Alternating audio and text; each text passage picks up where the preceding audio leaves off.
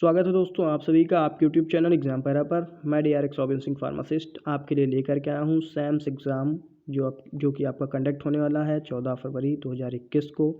उसकी जो क्वेश्चंस की सीरीज चल रही थी हम लोग उसको कंटिन्यू करेंगे और ये पार्ट 4 है।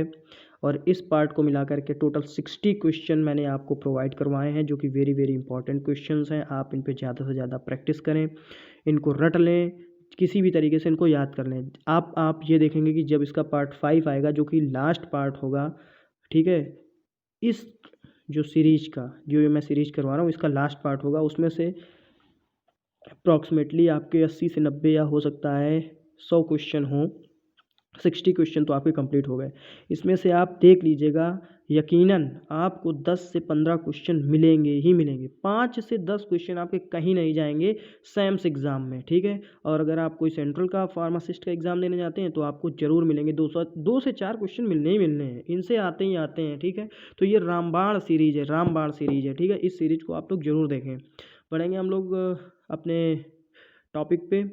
देखिए तो हमारा जो इसमें पहला क्वेश्चन है वो बनेगा जाकर के in combination antacid magnesium salt are added. देखिए जो हम लोग एंटासिड ले लेते हैं एसिडिटी को रिड्यूस करने के लिए, जब hyper secretion of hydrochloric acid हो जाता है तो उसको रिड्यूस करने के लिए हम लोग एंटासिड लेते हैं। आप सभी लोग जानते हैं, जिसने भी फार्मेसी करी हुई है वो सब जानते हैं, ठीक है। तो एंटासिड का काम होता है क्या कि एसिडिटी को कम कर दे। उसमें देखिए आप मैग्नीशियम करके भी कुछ एक होता है, मैग्नीशियम सल्फेट करके भी होता है। तो मैग्नीशियम साल्ट जो होता है उसको किस तरीके से इस्तेमाल किया जाता है एंटासिड में, तो आप बताएंगे लैक्सेटिव एक्शन के लिए। लैक्सेटिव यानी कैथार्टिक्स आपने पढ़े होंगे फर्स्ट ईयर में। कैथार्टिक्स में 2 तरीके के होते हैं, लैक्सेटिव परगेटिव। एक होता है माइल्ड, ठीक है, एक हल्का होता है, एक तीव्र होता है।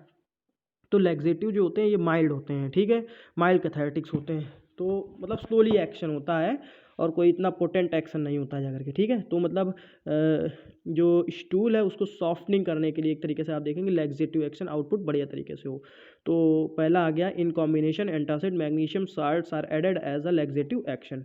फिर दूसरा जो है डॉट्स रिफर्स टू, देखिए डॉट्स वेरी वेरी इंपॉर्टेंट। मैंने आपको कई बार बताया कि जो डॉट्स का क्वेश्चन है वो बहुत ही ज़्यादा इंपॉर्टेंट है। डॉट्स पहली बात तो इसका फुल फॉर्म पूछ लिया जाता है। डॉट्स क्या रिफर करता है आप बताएंगे directly observe treatment short course, और किसके लिए होता है, टीबी के लिए होता है, ठीक है। तो ये पूछेगा आपको कि डॉट्स किस लिए इस्तेमाल, डॉट्स का मतलब क्या रोल है, ठीक है। डॉट्स क्या है आप बताएंगे ट्यूबरकुलोसिस कंट्रोल स्ट्रेटजी। ये मतलब एक तरीके से एक ये प्रोग्राम चलाया गया था भारत सरकार के द्वारा, आप बोल सकते हैं स्ट्रेटजी है जो क्या करती है ट्यूबरकुलोसिस को कंट्रोल करने में हेल्प करती है, ठीक है। फिर इसका देखिए फुल फॉर्म जो मैंने बताया directly observe treatment short course. Very very important question for the exam point of view. फिर क्वेश्चन नंबर 3 की तरफ चलेंगे। An adverse effect of clozapine आपसे पूछा जा रहा है। अगर किसी को क्लोजापिन आप देते हैं, क्लोजापिन ओलेंजापिन, तो क्लोजापिन आपने सुना होगा ये सब नींद आने वाली दवाएं होती हैं, ठीक है। क्लोजापिन का इस्तेमाल अगर आप किसी को देते हैं, ज़्यादा कोई करता है, तो उसका क्या साइड इफेक्ट एडवर्स इफेक्ट उसको देखने के लिए मिलेगा आप बताएंगे अग्रन्यूलोसाइटोसिस। क्या मिलेगा, अग्रन्यूलोसाइटोसिस। तो अग्रन्यूलोसाइटोसिस जो है वो एडवर्स इफेक्ट हो गया क्लोजापिन का। फिर हम लोग बढ़ेंगे कि एंटी जीरोप्थैल्मिक विटामिन क्या होता है। एंटी जीरोप्थैल्मिक विटामिन क्या होता है आप बताएंगे विटामिन ए। विटामिन ए को क्या कहा जाता है, एंटी जीरोप्थैल्मिक विटामिन, ठीक है। एंटी जीरोप्थैल्मिक विटामिन मतलब जीरोप्थैल्मिया क्या होता है, विटामिन ए की कमी से जो एक रोग होता है उसको कहते हैं जीरोप्थैल्मिया, ठीक है। और इस जीरोप्थैल्मिया को अगर आपको नहीं करना है तो एंटी जीरोप्थैल्मिक यानी जो जीरोप्थैल्मिया के अगेन काम करे, तो यानी उसके लिए विटामिन ए आप ले लीजिए तो आपको जीरोप्थैल्मिया नहीं होने देगा, ठीक है। जीरोप्थैल्मिया मतलब ड्राई आइज, यानी आपकी जो आंखों में लिक्विड होता है वो पोर्शन सूखने लगता है, जिसकी वजह से आपकी आंखों में करकराहट महसूस होने लगती है और फ्रिक्शन महसूस होता है, ठीक है। देखिए एक ये जो क्वेश्चन आया है वेरी वेरी इंपॉर्टेंट क्वेश्चन है, लैनोलिन के बारे में आपसे पूछा जा रहा है। लैनोलिन क्या होता है आप बताएंगे। देखिए मैंने इसको कंप्लीट आंसर दिया है, ठीक है, और ये बहुत ज़्यादा इंपॉर्टेंट क्वेश्चन है, हर एक एग्जाम में पूछा गया अभी तक। तो मतलब कुछ क्वेश्चन है जो सभी एग्जाम में पूछे जाते हैं, तो आपको बताना है लैनोलिन इसका कंप्लीट आंसर देखिए हाइड्रस वूल फैट होता है। क्या होता है, कहीं कहीं आपको वूल फैट लिखा हुआ मिलेगा लेकिन ये कंप्लीट आंसर नहीं होता है। इसका कंप्लीट आंसर होता है lanolin is a hydrous wool fat, okay. तो फिर बढ़ेंगे अगले क्वेश्चन की तरफ। Ratio of oil water gum for preparing an emulsion using volatile oil. देखिए आपसे पूछा जा रहा है कि अगर आप वोलाटाइल ऑयल्स का इस्तेमाल करके एक कोई इमल्सन बनाना चाहते हैं ऑयल वाटर गम का, क्या रेशियो रहेगा उसमें, तो आप बताएंगे 2:1 का रेशियो रहेगा, ठीक है। 2:1 का रेशियो रहेगा, यानी 2 भाग ऑयल 2 भाग वाटर और 1 भाग गम का, ठीक है। फिर बढ़ेंगे क्वेश्चन नंबर 7 की तरफ। पिरिडॉक्सिन इज, देखिए बहुत ही सरल है। पिरिडॉक्सिन क्या होता है? विटामिन B6, ठीक है, विटामिन B6 क्या होता है? पिरिडॉक्सिन, विटामिन B6। फिर आ जाएंगे हम लोग, द लैटिन टर्म ओरिस डिनोट्स, देखिए आपने टर्मिनोलॉजी जरूर पढ़ी होगी। तो ओरिस का मतलब क्या होता है? ओरिस का मतलब क्या होता है? What is the mean of oris? Denotes to, क्या होता है ओरिस? ओरिस आपको डिनोट्स करता है जाकर के टू माउथ, यानी ओरिस का मतलब क्या होगा जाकर के? टू माउथ, टू माउथ, यानी माउथ को डिजॉल्व ये डिनोट्स करेगा जाकर, ओरिस मतलब ओरल एक तरीके से देखा जाए। कार्बोनिक एनहाइड्रेस इन्विटर्स, देखिए अगला क्वेश्चन क्या कह रहा है? कार्बोनिक एनहाइड्रेस इन्विटर्स, देखिए जो मैं आपको बता रहा हूँ एज इट इज़ आप रट लीजिए। तो क्वेश्चन में आपसे कुछ भी कहीं से भी कितना भी लंबा पूछे, अगर आप उसमें ये पढ़ लेते हैं क्या, अगर आप उसमें इतना पढ़ लेते हैं कहीं भी, कार्बोनिक एनहाइड्रेस इन्विटर, इतना केवल आप पढ़ लीजिए, ठीक। इसको पढ़ने के बाद अगर आपको ये ऑप्शन मिले एसीटाजोलामाइड, तो बिना कहे सुने आप सीधे एसीटाजोलामाइड पे क्लिक कर दीजिए और आपका जो आंसर है वो बिल्कुल सही होगा, ठीक है। कार्बोनिक एनहाइड्रेस इन्विटर एसीटाजोलामाइड इसी कैटेगरी की मेडिसिन है, ठीक है। अगर आपको ये मेडिसिन दी गई है तो आप सीधे इसी पे क्लिक करिए, कार्बोनिक एनहाइड्रेस इन्विटर पे, ओके। बढ़ेंगे अगले क्वेश्चन की तरफ। दोस्तों अगर आपको हमारा ये पार्ट अच्छा लग रहा हो वीडियो, तो प्लीज़ वीडियो को लाइक करें, इसको शेयर करें और चैनल को सब्सक्राइब करें। बढ़ेंगे, देखिए हम लोग अपने अगले क्वेश्चन की तरफ बढ़ेंगे। One among the following has a phenanthrene nucleus, देखिए पूछ रहा है कि इनमें से किसमें से एक फेनेंथ्रीन न्यूक्लियस पाया जाता है। देखिए अगर आपने बढ़िया तरीके से फार्माकोलॉजी जो है पढ़ी है, उसमें क्लासिफिकेशन पढ़े हैं, तो जब आप मॉर्फिन वगैरह पढ़ेंगे, ओपियोइड का जो क्लासिफिकेशन पढ़ेंगे, तो उसमें आ जाएगा फेनेंथ्रीन न्यूक्लियस किसमें किसमें पाया जाता है, किसमें किसमें नहीं, ठीक है। मॉर्फिन, कोडीन, तो मॉर्फिन में जो है आपके पाया जाता है phenanthrene nucleus, phenanthrene nucleus morphine में आपके पाया जाता है। फिर बढ़ेंगे हम लोग 11 नंबर ऑफ क्वेश्चन पे, acetoxy benzoic acid, acetoxy benzoic acid आपको बताना है एस्प्रिन। एस्प्रिन क्या होता है? Aspirin is a acetoxy benzoic acid, बहुत ही ज़्यादा इंपॉर्टेंट क्वेश्चन है एग्जाम के पॉइंट ऑफ व्यू से, एस्प्रिन से आता ही आता है, एक ना एक क्वेश्चन एस्प्रिन से आ जाता है। 12 नंबर पे चलेंगे, an agent used to delay the renal excretion of penicillin, देखिए ऐसा एजेंट जो डिले करता है जाकर के रीनल एक्सक्रीशन, यानी किडनी से एक्सक्रीट आउट होना, किसका? पेनिसिलिन का, पेनिसिलिन का किडनी से एक्सक्रीशन को जो डिले करता है वो कौन सा एजेंट है? आप बताएंगे प्रोबेंसिड, प्रोबेंसिड, ठीक है।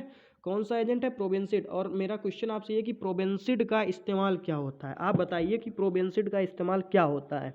ये क्वेश्चन मैं आपके लिए छोड़ता हूँ, आपको बताना है प्रोबेंसिड का इस्तेमाल क्या होता है, किस कैटेगरी की ये मेडिसिन है, ठीक है।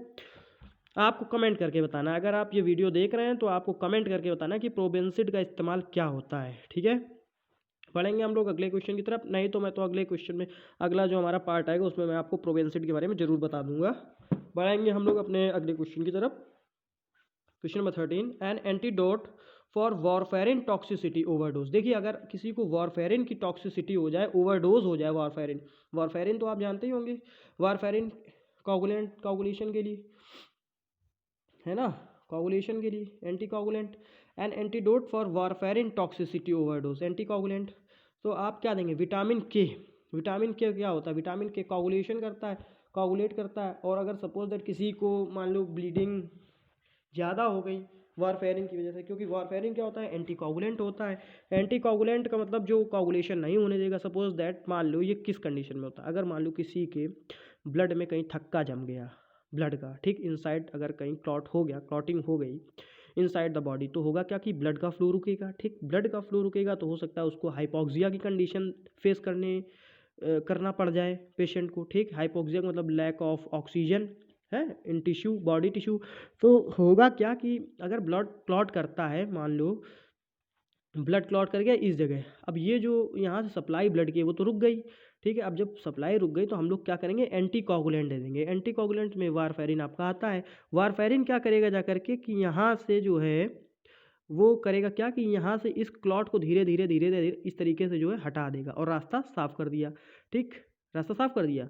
अब क्या होगा? ये रास्ता तभी साफ होगा जब ब्लड पतला होगा जा करके, वो ब्लड वही ब्लड क्लॉट हो जाता है और उसी ब्लड क्लॉट हुए ब्लड को धीरे धीरे लेयर उसकी हटा देता है। फिर होता क्या है कि ब्लड इतना ज़्यादा पतला हो जाता है कि ब्लड बिल्कुल पानी की तरह, मान लो अगर ओवरडोज हो गया तो ब्लड बिल्कुल आपका पानी हो गया। मतलब अब अगर आपकी कहीं से बाहर से मान लो सपोज दैट कहीं से इंजरी हुई, ये इंजरी हो गई, मान लो इस जगह इंजरी हो गई, तो आपका यहाँ से ब्लड निकलना चालू, यानी ये ब्लड यहाँ से बहना चालू, तो अब ये ब्लड कैसे क्लॉट होगा, सपोज दैट, ठीक। तो इस क्लॉटिंग के लिए फिर आपको विटामिन के देना पड़ेगा। तो विटामिन के क्या करेगा कि इस क्लॉटिंग को जो है रोकेगा जा करके, ठीक है। तो वारफेरिन का ओवरडोज आप समझ गए।